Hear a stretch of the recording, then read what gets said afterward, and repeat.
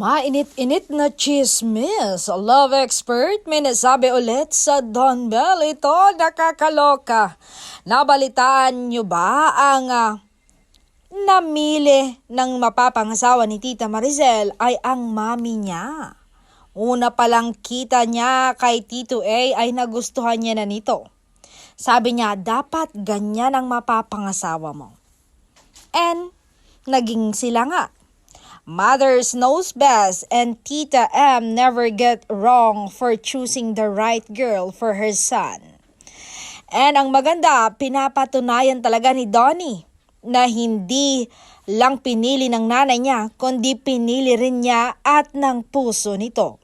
Ang isa pa na pinaka-proof ay ang pagbisita ng lalaki sa bahay ng babae. Si Donnie, laging binibisita si Belle sa bahay nila.